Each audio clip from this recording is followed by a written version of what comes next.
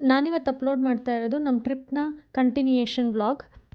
ಲೇಪಾಕ್ಷಿ ಆದ ತಕ್ಷಣ ನಾವು ನಮ್ಮ ನೆಕ್ಸ್ಟ್ ಲೊಕೇಶನ್ಗೆ ಹೊರಟ್ವಿ. ಅದು ಯಾವುದು ಅಂದರೆ ಎಲ್ಲರೂ ಅಟ್ಲೀಸ್ಟ್ ಒಂದ್ಸರಿ ಹೋಗಿ ಬರಬೇಕು ಅಂತ ಅಂದ್ಕೊಂಡಿರ್ತೀವಿ ಅಥವಾ ಹೋಗಿ ಬಂದಿರ್ತೀವಿ. ಅದು ಮಂತ್ರಾಲಯ.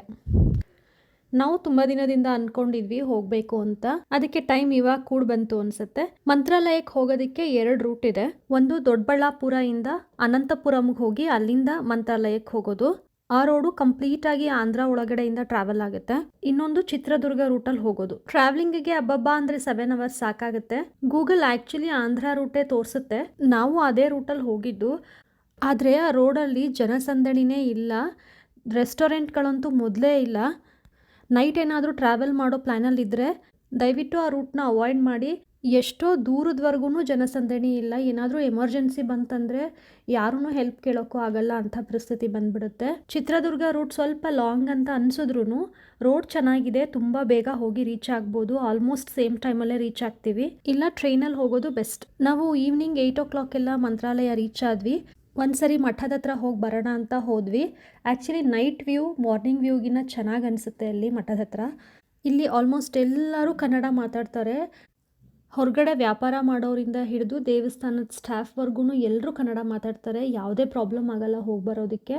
ಅವ್ರದ್ದೇ ಆದ ರೂಮ್ ಫೆಸಿಲಿಟಿ ಇರುತ್ತೆ. ಒಂದು ಸ್ವಲ್ಪ ದಿನ ಮುಂಚೆನೇ ಬುಕ್ ಮಾಡ್ಕೊಂಡು ಹೋದರೆ ಸೆಪ್ರೇಟಾಗಿ ಪ್ರೈವೇಟಾಗಿ ರೂಮ್ ತೊಗೊಳ್ಳೋ ಅವಶ್ಯಕತೆಯೂ ಇರೋದಿಲ್ಲ. 500-600ಗೆಲ್ಲ ರೂಮ್ ಸಿಗುತ್ತೆ. ಅದೇ ಪ್ರೈವೇಟ್ ರೂಮ್ಸ್ ಅಂದರೆ ಸ್ವಲ್ಪ ಕಾಸ್ಟ್ಲಿ ಹೇಳ್ತಾರೆ. ಲಾಂಗ್ ವೀಕೆಂಡ್ಸ್ ಒಂದು ಅವಾಯ್ಡ್ ಮಾಡಿದ್ರೆ ಸಾಕು. ಇನ್ನು ಮಿಕ್ಕಿದ ದಿನ ಎಲ್ಲ ಆರಾಮಾಗಿ ದರ್ಶನ ಮಾಡ್ಕೊಂಡು ಬರ್ಬೋದು. ನಾವು ಆ್ಯಕ್ಚುಲಿ ನಮ್ಮದು ಇನ್ನೊಂದು ಡೆಸ್ಟಿನೇಷನ್ ಮುಗಿಸ್ಕೊಂಡು Jan 1ಗೆ ರೀಚ್ ಆಗೋ ಥರ ಪ್ಲ್ಯಾನ್ ಮಾಡ್ಕೊಂಡಿದ್ವಿ. ಬಟ್ ಆಮೇಲೆ ರಿಯಲೈಸ್ ಆಯಿತು Jan 1 ಅಂದರೆ ತುಂಬ ರಶ್ ಆಗುತ್ತೆ ಅಂತ. ಸೊ ನಾವು ಪ್ಲ್ಯಾನ್ ಚೇಂಜ್ ಮಾಡಿಕೊಂಡು ಫಸ್ಟು ಮಂತ್ರಾಲಯನೇ ಮುಗಿಸ್ಕೊಂಡು ಆಮೇಲೆ ಹಂಪಿಗೆ ಹೋಗ್ತಾ ಇದ್ದೀವಿ. ಒಂದು ಅರ್ಧ ಗಂಟೆಲೆಲ್ಲ ನಮಗೆ ದರ್ಶನ ಆಯಿತು. ಅಲ್ಲಿ ಪೂಜೆ ಏನೂ ಮಾಡಲ್ಲ. ಒಳಗಡೆ ಹೊರಗಡೆ ಕಾಯಿ ಎಲ್ಲ ಮಾರ್ತಾ ಇರ್ತಾರೆ. ತೊಗೊಂಡು ಹೋಗೋ ಅವಶ್ಯಕತೆ ಇಲ್ಲ. ರೆಸ್ಟೋರೆಂಟ್ಸು ತುಂಬ ಇದೆ ಊಟ ಮಾಡೋದಕ್ಕೆ. ಆದರೆ ಹೈಜೀನ್ ಇಲ್ಲ. ಐ ಥಿಂಕ್ ಎಲ್ಲ ಕ್ಷೇತ್ರಗಳಲ್ಲೂ ಇದೇ ಪ್ರಾಬ್ಲಮ್ ಅನಿಸುತ್ತೆ. 7:30ಗೆಲ್ಲ ದರ್ಶನ ಮುಗೀತು. ಅಲ್ಲಿಂದ ಚೆಕ್ಔಟ್ ಮಾಡಿಕೊಂಡು ನಾವು ಹಂಪಿ ಕಡೆ ಹೊರಟ್ವಿ. ಹಂಪಿ ಕೂಡ ನಾವು ನೋಡಿರಲಿಲ್ಲ. ಫಸ್ಟ್ ಟೈಮ್ ಹೋಗ್ತಾ ಇದ್ವಿ ಅಲ್ಲಿಗೆ. ಅಲ್ಲಿಂದ ಒಂದು 3.5 hours ಜರ್ನಿ ಆಗುತ್ತೆ ಹಂಪಿಗೆ. ಹಂಪಿಗೆ ರೀಚ್ ಆದ ತಕ್ಷಣ ತುಂಬ ಹೊಟ್ಟೆ ಹಸಿತಾ ಇತ್ತು. ಅಲ್ಲೇ ಇದ್ದಿದ್ದು ಒಂದು ಲೋಕಲ್ ರೆಸ್ಟೋರೆಂಟಲ್ಲಿ ಊಟ ಮಾಡ್ಕೊಂಡ್ವಿ. ಪ್ರೈಸ್ ವೈಸು ಸೇಮ್ ಆ್ಯಸ್ ಬ್ಯಾಂಗ್ಳೂರೇ ಇದೆ. ಟೂರಿಸ್ಟ್ ಪ್ಲೇಸ್ ಅಲ್ಲ. ಎಲ್ಲದು ಸ್ವಲ್ಪ ಎಕ್ಸ್ಪೆನ್ಸಿವ್ ಅನಿಸುತ್ತೆ. ಹಂಪಿನಲ್ಲಿ ನೋಡೋದಕ್ಕೆ ತುಂಬ ಇದೆ. 40 ಮೇಜರ್ ಅಟ್ರ್ಯಾಕ್ಷನ್ಸ್ ಇದೆ ನೋಡೋ ಅಂಥದ್ದು. ಸೊ ಒಂದು ದಿನದಲ್ಲಿ ಎಲ್ಲ ಕವರ್ ಮಾಡೋದು ಸ್ವಲ್ಪ ಕಷ್ಟ ಆಗ್ಬೋದು. ನಾವು ಇದೇ ಮೊದಲನೇ ಸರಿ ಹಂಪಿಗೆ ಹೋಗ್ತಾ ಇರೋದು. ಸೊ ಏನೂ ಕ್ಲೂ ಇರಲಿಲ್ಲ ಎಲ್ಲಿಂದ ಶುರು ಮಾಡಬೇಕು, ಏನು ನೋಡಬೇಕು, ಎಲ್ಲಿಗೆ ಹೋಗಬೇಕು ಅಂತ. ಲೋಕಲ್ ಅವ್ರನ್ನ ಸ್ವಲ್ಪ ವಿಚಾರಿಸ್ಕೊಂಡ್ವಿ. ಆಟೋದವ್ರು ಜನರಲಿ ಹೆಲ್ಪ್ ಮಾಡ್ತಾರೆ ಅಲ್ಲಿ. ಹಂಪಿನಲ್ಲಿ 3 ಮೇಜರ್ ಗ್ರೂಪ್ಸ್ ಆಫ್ ಅಟ್ರ್ಯಾಕ್ಷನ್ಸ್ ಇದೆ. ಒಂದು ವಿರೂಪಾಕ್ಷ ಟೆಂಪಲ್. ವಿರೂಪಾಕ್ಷ ಟೆಂಪಲ್ ಸುತ್ತಮುತ್ತ ಒಂದಷ್ಟು ಅಟ್ರ್ಯಾಕ್ಷನ್ಸ್ ಇದೆ. ಎಲ್ಲ ಒಂದೇ ಸರಿ ಕವರ್ ಮಾಡ್ಕೋಬೋದು. ಅಟ್ಲೀಸ್ಟ್ 2 to 3 hours ಹಿಡಿಯುತ್ತೆ ಅಲ್ಲಿ. ಸೆಕೆಂಡ್ ಒನ್ ಬಂದು ರಾಜಾ ರಾಣಿ ಇದ್ದಂಥ ಜಾಗ. Queen bath house, elephant stable, Lotus Mahal ಇದೆಲ್ಲ ಒಂದು ಕಡೆ ಬರುತ್ತೆ. ಇನ್ನು ಥರ್ಡ್ ಗ್ರೂಪ್ ಬಂದು ವಿಜಯ ವಿಠಲ ಟೆಂಪಲ್. ಅದು ಹಂಪಿಯಿಂದ ಸ್ವಲ್ಪ ದೂರ ಆಗುತ್ತೆ. 5-10 ಕಿಲೋಮೀಟರ್ ಆಗ್ಬೋದು ವಿರೂಪಾಕ್ಷ ಟೆಂಪಲಿಂದ. ಸ್ಟೋನ್ ಚಾರಿಯೇಟ್, ಮ್ಯೂಸಿಕಲ್ ಪಿಲ್ಲರ್ಸ್ ಎಲ್ಲ ಇಲ್ಲಿರುತ್ತೆ. ಈ 3 ಗ್ರೂಪ್ಸ್ ಆಫ್ ಅಟ್ರ್ಯಾಕ್ಷನ್ಸ್ ಅಲ್ಲದೆ ಒಂದಷ್ಟು ಮ್ಯೂಸಿಯಮ್ಸು ಅದು ಇದು ಎಲ್ಲ ಸಣ್ಣದು ಆನ್ ದ ವೇ ಸಿಗುತ್ತೆ. ಟೈಮ್ ಇದ್ದರೆ ಎಲ್ಲ ಎಕ್ಸ್ಪ್ಲೋರ್ ಮಾಡ್ಬೋದು ಅಥವಾ ಮೇಜರ್ ಅಟ್ರ್ಯಾಕ್ಷನ್ಸ್ ನೋಡಿಕೊಂಡು ಬರ್ಬೋದು. ಎಷ್ಟು ಇದೆ ಅಂದರೆ ಕೊನೆಗೆ ನೋಡಿ ನೋಡಿ ನೋಡಿ ಸುಸ್ತಾಗಿ ಸಾಕಪ್ಪ ಅನಿಸುತ್ತೆ. ಸೊ ನನ್ನ ಸಜೆಷನ್ ಅಂದರೆ ಮೇಜರ್ ಎಲ್ಲ ನೋಡ್ಕೊಂಡು ಬಂದರೆ ಸಾಕು. ಹಂಪಿ ಎಂಟರ್ ಆದ ತಕ್ಷಣ ಅಲ್ಲಿ ಆಟೋದವ್ರು ಕೂಡ ಇರ್ತಾರೆ. 1000 ಅಥವಾ 1200 ಏನೋ ತೊಗೋತಾರೆ ಪ್ರೈಸು. ಯಾವ್ಯಾವುದು ಮೇಜರ್ ಅಟ್ರ್ಯಾಕ್ಷನ್ಸ್ ಇದೆಯೋ ಎಲ್ಲ ಕಡೆ ಕರ್ಕೊಂಡು ಹೋಗ್ತಾರೆ. ಎಷ್ಟೊಂದು ಜನ ಫಸ್ಟ್ ಟೈಮ್ ಬಂದಿರೋರು ಅವ್ರ ಕಾರ್ ಅಥವಾ ಅವರು ಓನ್ ವೆಹಿಕಲ್ನ ಪಾರ್ಕ್ ಮಾಡಿ ಆಟೋದಲ್ಲೇ ಸುತ್ತಾರೆ. ನಮಗೆ ಫಸ್ಟ್ ಡೇ ಟೈಮ್ ಕಡಿಮೆ ಇದ್ದಿದ್ದರಿಂದ ಅಲ್ಲೊಂದು ಸ್ಮಾಲ್ ಮ್ಯೂಸಿಯಮ್ ಇತ್ತು. ಅದನ್ನು ನೋಡಿಕೊಂಡು ವಿಜಯ ವಿಠಲ ಟೆಂಪಲ್ಗೆ ಹೋದ್ವಿ. ಟೆಂಪಲ್ವರೆಗೂ ಡೈರೆಕ್ಟಾಗಿ ವೆಹಿಕಲಲ್ಲಿ ಹೋಗೋಕ್ಕಾಗಲ್ಲ.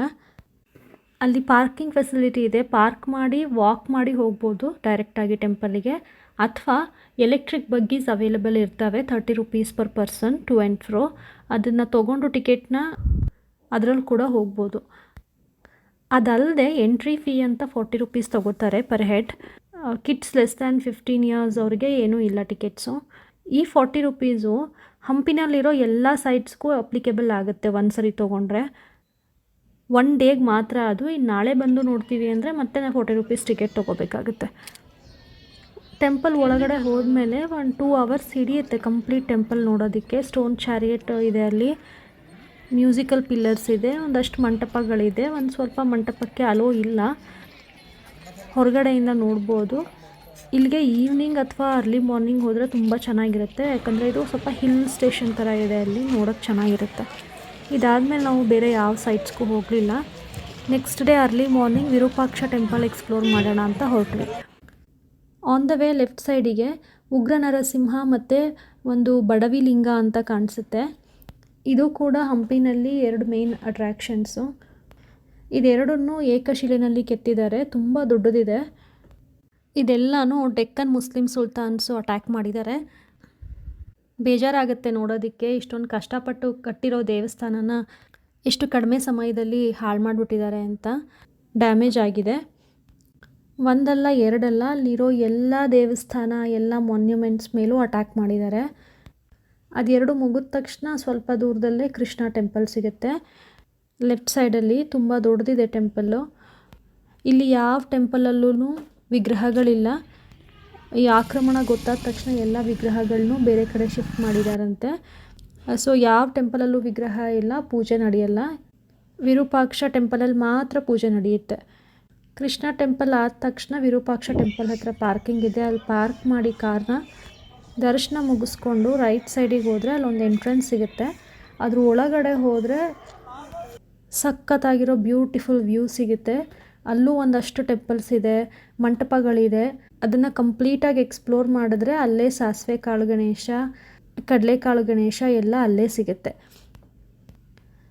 ಸುಮ್ಮನೆ ಒಂದು ರೌಂಡ್ ಹಾಕ್ಕೊಂಡು ಬರೋದಕ್ಕೇ ನಮಗೆ 1.5 ಗಂಟೆ ಹಿಡಿತು, ಅಷ್ಟು ದೊಡ್ಡದಿದೆ ಅದು. ಆಮೇಲೆ ಅಲ್ಲೊಂದು ಸನ್ಸೆಟ್ ವ್ಯೂ ಪಾಯಿಂಟ್ ಅಂತ ಮಾಡಿದ್ದಾರೆ. ಸೊ ಈವ್ನಿಂಗ್ ಟೈಮ್ ಹೋದರೆ ಮೋಸ್ಟ್ಲಿ ಅಲ್ಲಿ ವ್ಯೂ ಚೆನ್ನಾಗಿರುತ್ತೆ. ನಾವು ಮಾರ್ನಿಂಗ್ ಹೋಗಿದ್ದರಿಂದ ಅದನ್ನು ನೋಡೋಕ್ಕಾಗಲಿಲ್ಲ. ಅಲ್ಲಿ ಒಂದು 3 ಅವರ್ಸ್ ಹಿಡಿತು ನಮಗೆ ಅದು ಕಂಪ್ಲೀಟ್ ನೋಡ್ಕೊಳ್ಳೋದಕ್ಕೆ. ದೇವಸ್ಥಾನದ ಆಪೋಸಿಟಲ್ಲಿ ಸ್ವಲ್ಪ ದೂರ ಹೋದರೆ ಎದುರು ಬಸವ, ಅಚ್ಯುತರಾಯ ಟೆಂಪಲ್ ಅಂತ ಇದ್ದಾವೆ. ಅದು ಒಂದು 10-15 ನಿಮಿಷ ಹಿಡಿಬೋದು, ಅಷ್ಟೇ, ಜಾಸ್ತಿ ಟೈಮ್ ತೊಗೊಳ್ಳಲ್ಲ. ಅದನ್ನೆಲ್ಲ ಮುಗಿಸ್ಕೊಂಡು ನಾವು ಲೋಟಸ್ ಮಹಲ್ ನೋಡೋಣ ಅಂತ ಹೊರಟ್ವಿ. ಲೋಟಸ್ ಮಹಲಿಗೆ ಹೋಗೋವಾಗ ಲೆಫ್ಟ್ ರೈಟಲ್ಲಿ ಒಂದಷ್ಟು ಅಟ್ರ್ಯಾಕ್ಷನ್ಸ್ ಇದೆ. ಕ್ವೀನ್ ಬಾತಿಂಗ್ ಹೌಸು, ಅರಮನೆ ಪ್ರಾಂಗಣ, ಮಹಾನವಮಿ ದಿಬ್ಬ, ಒಂದಷ್ಟು ಕೊಳಗಳು, ಅಲ್ಲಿನ ಜನರಿಗೆ ಸ್ನಾನ ಮಾಡೋದಕ್ಕೆ. ಆಮೇಲೆ ಇಂಟ್ರೆಸ್ಟಿಂಗ್ ಅಂತಂದರೆ ಕಲ್ಲಿನಲ್ಲಿ ಆವಾಗಿನ ಕಾಲದಲ್ಲೇ ಮಾಡಿರೋ ಕೆನಾಲ್ಸ್, ಅಂದರೆ ತುಂಗಭದ್ರಾ ನದಿಯಿಂದ ಬರೋ ನೀರನ್ನು ಡೈರೆಕ್ಟಾಗಿ ಆ ಕೊಳಕ್ಕೆ ಫಿಲ್ ಮಾಡೋ ಥರ. ಅಲ್ಲಿಂದ ಜನ ನೀರನ್ನು ಈ ಸ್ನಾನಕ್ಕೆ ಮಿಕ್ಕಿದ ಕೆಲಸಗಳಿಗೆ ಉಪಯೋಗಿಸ್ಕೊಳ್ಳೋ ಥರ. ಆ ರಾಜ ಪ್ರಾಂಗಣ ಇದೆಯಲ್ಲ, ಅಲ್ಲಿ ಆಲ್ಮೋಸ್ಟ್ ಎಲ್ಲ ಕಡೆ ನೀರು ಹೋಗೋ ಥರ ಮಾಡಿದ್ರಂತೆ. ಎಲ್ಲ ತುಂಬ ಹಾಳಾಗಿದೆ ಈಗ, ಎಷ್ಟೊಂದನ್ನು ಪುನರುಜ್ಜೀವನ ಮಾಡಿದ್ದಾರೆ. ಎಕ್ಸ್ಕವೇಷನ್ ಇನ್ನೂ ನಡೀತಾನೆ ಇದೆಯಂತೆ ಅಲ್ಲಿ. ಎವ್ರಿ ಟೈಮ್ ಅವರು ಡಿಗ್ ಮಾಡಿದಾಗಲೂ ಒಂದೊಂದು ಹೊಸದೇನಾದರೂ ಸಿಗ್ತಾನೆ ಇರುತ್ತೆ. ಅಲ್ಲಿ ಸಿಕ್ಕಂಥ ಎಲ್ಲ ವಸ್ತುಗಳನ್ನೂ ಮ್ಯೂಸಿಯಮಲ್ಲಿ ಇಟ್ಟಿದ್ದಾರೆ ಜನರಿಗೆ ನೋಡೋದಕ್ಕೆ ಅಂತ. ಅದಾದಮೇಲೆ ಮುಂದೆ ಹೋದರೆ ಲೋಟಸ್ ಮಹಲ್ ಮತ್ತು ಎಲಿಫೆಂಟ್ ಸ್ಟೇಬಲ್ ಸಿಗುತ್ತೆ. ಸೊ ಅದನ್ನೆಲ್ಲ ಕವರ್ ಮಾಡ್ಕೊಳ್ಳೋದಕ್ಕೆ 1-2 ಅವರ್ಸ್ ಹಿಡಿಯುತ್ತೆ. ನನಗೆ ಸ್ವಲ್ಪ ವರ್ಷಗಳ ಹಿಂದೆ ಯಾರೋ ಒಬ್ಬರು ಹೇಳಿದರು, ನೀನು ಕರ್ನಾಟಕದಲ್ಲಿ ಇದ್ಕೊಂಡು ಹಂಪಿ ನೋಡಿಲ್ಲ ಅಂದರೆ ವೇಸ್ಟ್ ಅಂತ. ನನಗೆ ನಿಜವಾಗ್ಲೂ ಅವ್ರು ಹೇಳಿದ್ದು ಕರೆಕ್ಟ್ ಅಂತ ಅನ್ನಿಸ್ತು.